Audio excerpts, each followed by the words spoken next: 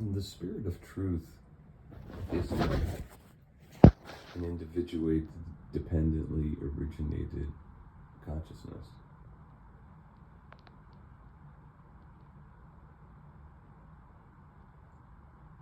The spirit of truth is not dependently originated.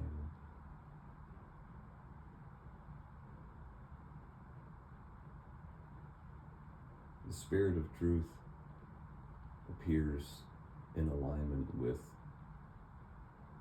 the will by which all phenomena unfolds. And thus, the spirit of truth is apart from imaginary alternatives to what is being expressed in the moment.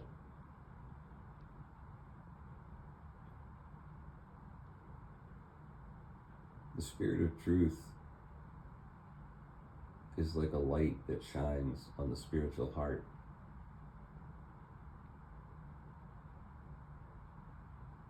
And either grows or expands the perception of the energy body. And that perception creates a set of consequences.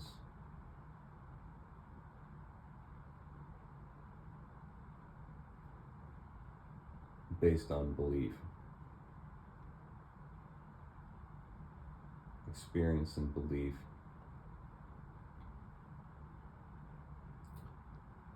determine the state of being. So, if the world disagrees with the positions one holds, there's a certain stress associated with that. And the fact of the matter is that the world does not agree with any one position. There's always somebody who is going to be against whatever you represent or stand for. And technology has made everybody available to everybody. And so, if you go looking for it, there's all sorts of opportunities to trigger oneself.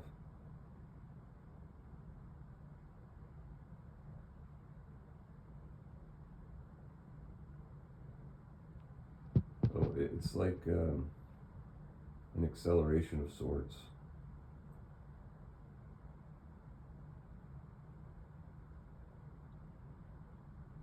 People experience the world through the lens of conditioning, and conditioning is based on experience, which really is just information. And so the flow of information into awareness individuates consciousness, and ever since the 24-hour news cycle, like the rapidity of that has increased.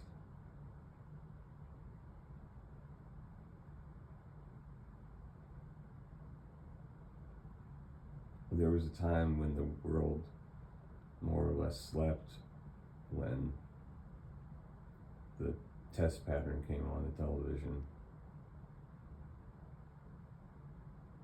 And now the flow of information is constant and covers a wider area.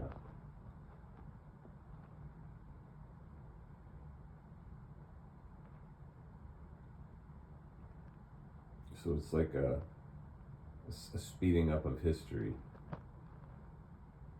The speed at which people react to information has been accelerated by technology, and thus human action is accelerated because human action is reaction to information based on belief.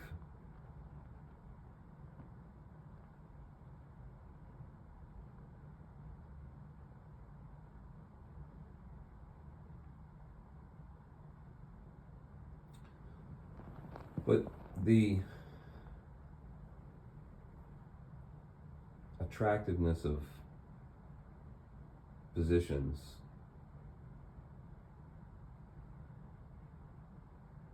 makes attention unavailable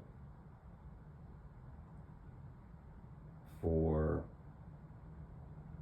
exposure to the truth, and thus the spirit of truth.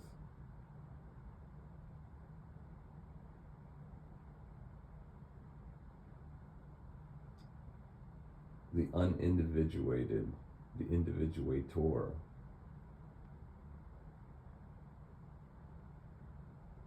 the will of the individuator and the coming into alignment with that expression in this moment exposes the heart to the spirit of truth.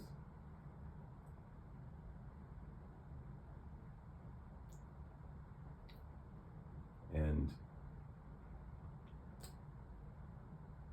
that is it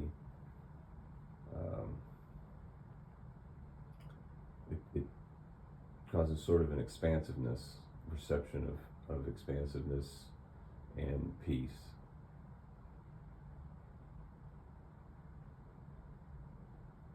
When awareness is not identified with what appears in it and is all realized to be dependently originated phenomena. It doesn't have to be taken personally, but it can be known intellectually that, the body has a certain provenance that should be respected. Like, this is not derealization, but rather just a diminishing of the reacting to the fate of form that was identified with. It's like there's two types of pain. There's physical pain, like being struck by an object, and then there's emotional pain, spiritual pain, if you will. And the Buddha talked about the arrow that stings twice. So the physical pain comes from the object, but the emotional distress comes from the idea of the one who launched it.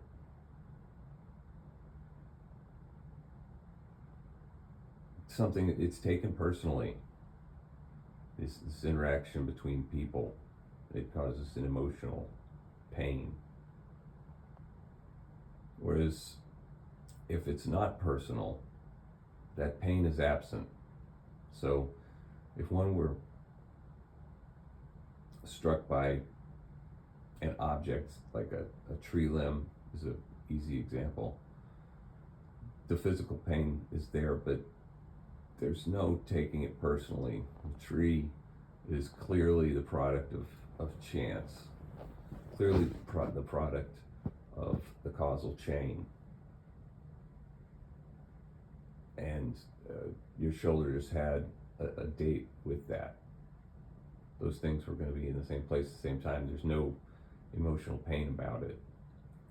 But if somebody comes up to you and hits you with a stick, there's an attack on the person. The individuated consciousness is being offended.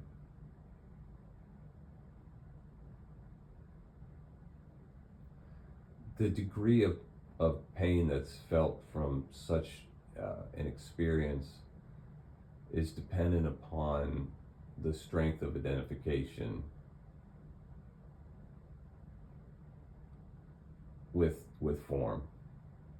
The less that it's seen as dependently originated phenomena and more seen as personal, the greater that pain. But when awareness views the phenomenal world as,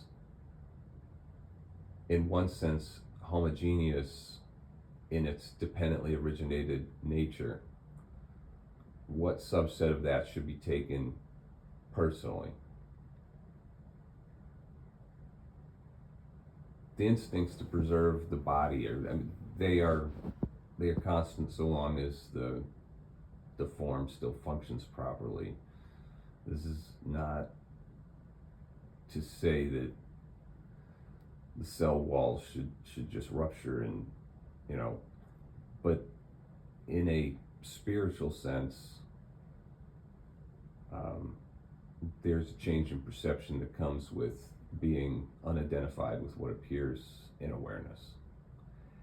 And that's pretty much what I am going to get at in every one of these videos, because to the extent that it's changed your own behavior, something has changed your own behavior, you can see how it can change, it can be generalized. But there's no expectation that it's going to, change the world. But these things are corroborated in a lot of teachings, because this experience is a real thing. This, action is the fruit of the mind.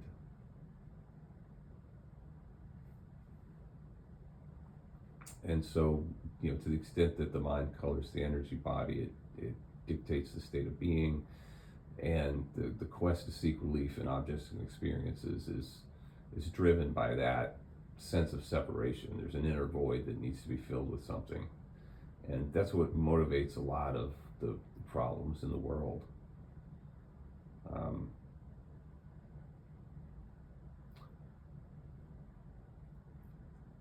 So this type of information, the more frequently it's encountered, the greater the chance that there'd be a realization that would diminish suffering.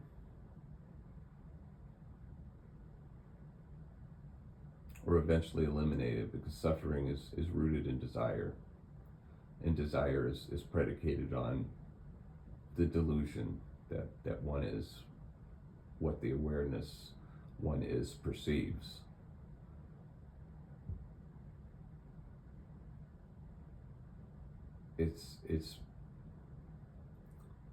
It's not enough just to know that conceptually, but to have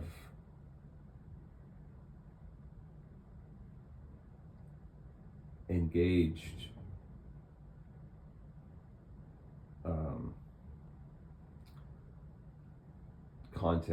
inner content, thoughts, in a way that allows for space, just a letting go.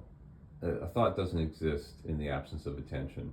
There's an energy that feeds thoughts that follows attention. A thought just doesn't exist if you don't give it attention. And so for it to persist in memory, and really like a neural pathway, it has to be revisited constantly. And there's a thought loop. People think, tens of thousands of thoughts every day.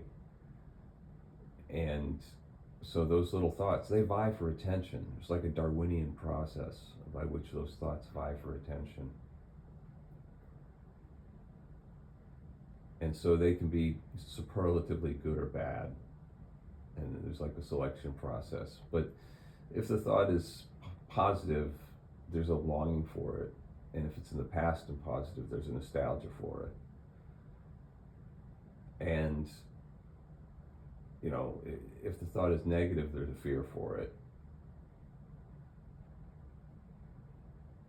So the timeline is fraught with emotional triggers. And so to the extent that awareness can be more in alignment with the moment, there's just less of that.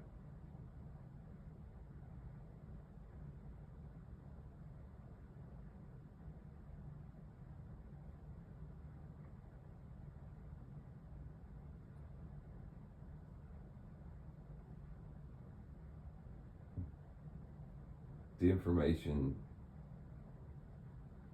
the pointing out of this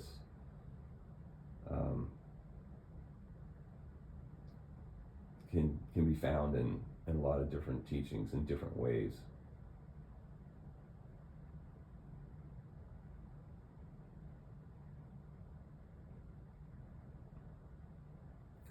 But it's not like media has invented unconsciousness and greed and body identification. In the aggregate, people don't change over history. We can see that progress is within the like an evolution that would make the raw material from a previous age like archaic. In this one, it's not significant enough to really matter in the span of history that's available to us. So in the aggregate, people don't change. So when looking at history and how people reacted to things, you can look at the conditions that persist and get an idea of how people might react. That's why history, it doesn't repeat, but it rhymes, is the saying.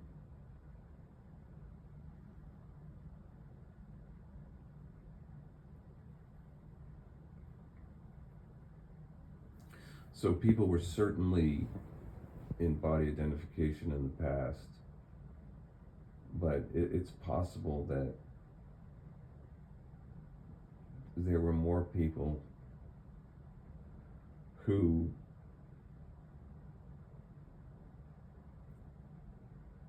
had less reason to be out of alignment with the present.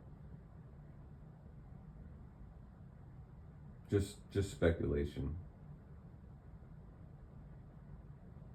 The sort of mental technology to condition human beings in an intentional way has been facilitated by the advancement of science.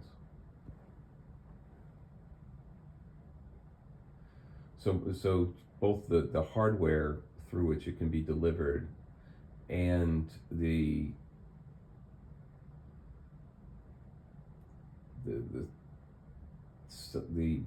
sort of science behind shaping the human mind has evolved, has advanced. And there is content that is designed to bring greater levels of identification with superficial things. And that's the inverse of seeking truth. And so it brings a lower level of vibration to the energy body.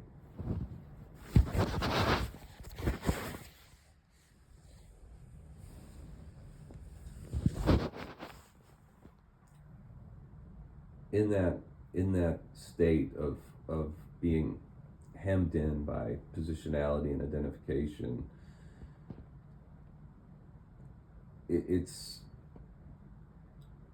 there's a predictability to the responses when, on the part of an observer, when the buttons, the inner buttons, the inner handles have been placed. So it's easier to manipulate behavior.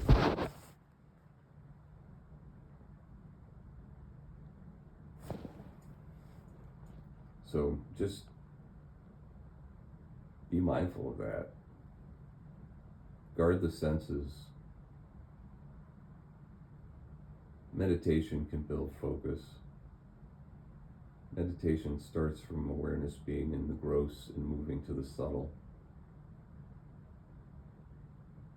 It's easier to put the attention into non-relational things, like the place where there is felt the body meeting the ground.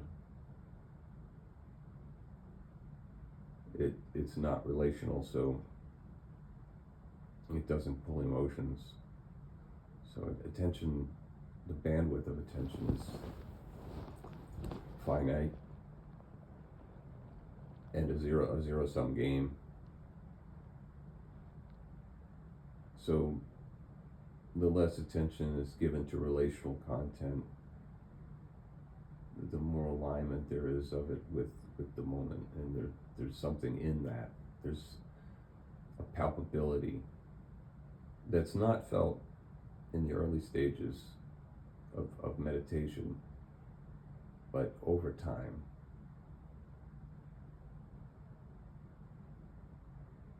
The neural pathways that are formed by the tens of thousands of thoughts that are visited each day, because they're not visited so much, they start to wither away, and the buttons in the endocrine system they push are no longer getting pushed by the amygdala.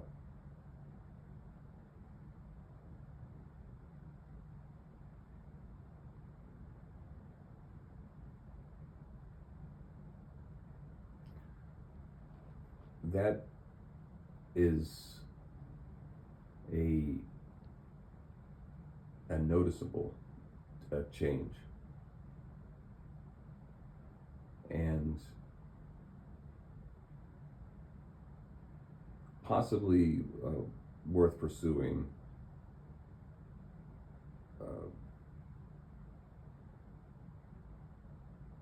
There's a risk in this type of exploration, in that energetic awakenings can manifest in many different ways. And there are accounts of people having serious health issues around that type of thing. So caveat emptor, it depends a lot on what is held in mind and how much energy there is pent up and such. But relief can be found in just in allowing not to be so focused on the phenomena, not to personalize it. While the individuated consciousness is not what is aware of it, nor the form, the same can be said of the energy body, the perception of the energy body. If it's believed just to be another bigger, better self, that's a stumbling block. But if it's just ignored like phenomena that's dependently originated like any other phenomena, that homogeneity, then it flows more expansive and unburdened, rising both in vibration and in position.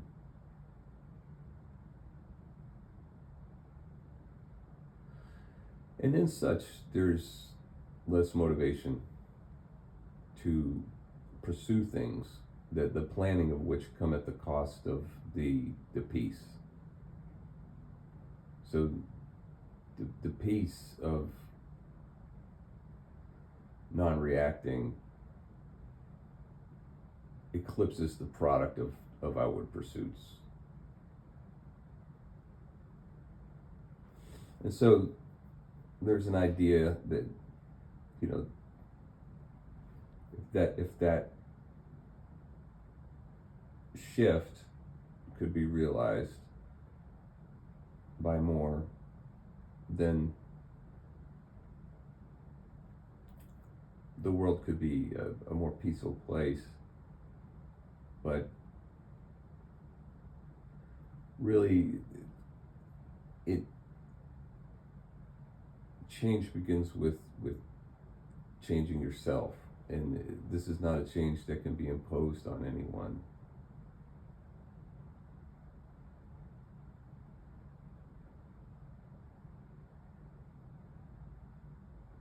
So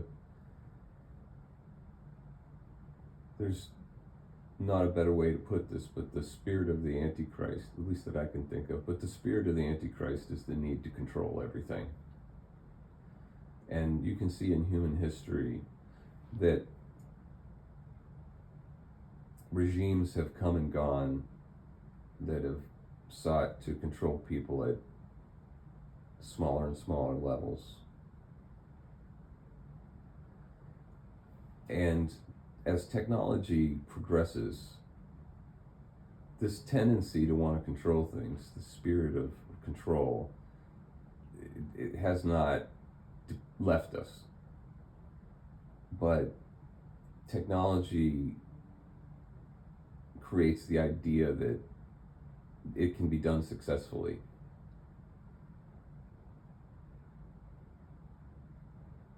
So that is certainly a danger of technology, the belief that we understand all the variables and therefore have all the right answers and can centrally control the experience for everyone.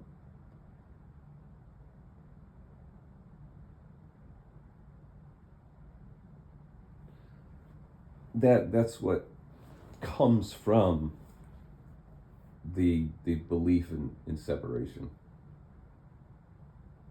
The need to bend the world to one's will, to make it align with the mind.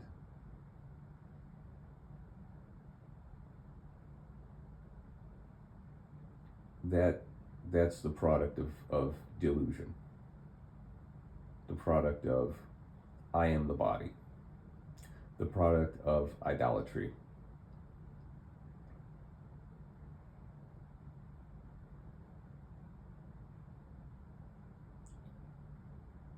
So know that the one who tries to cultivate an identification in you with superficial things is not unaware of these principles, of how there's an unknown opportunity cost to being identified with things. It makes for a neediness and thus a manipulability. That's all.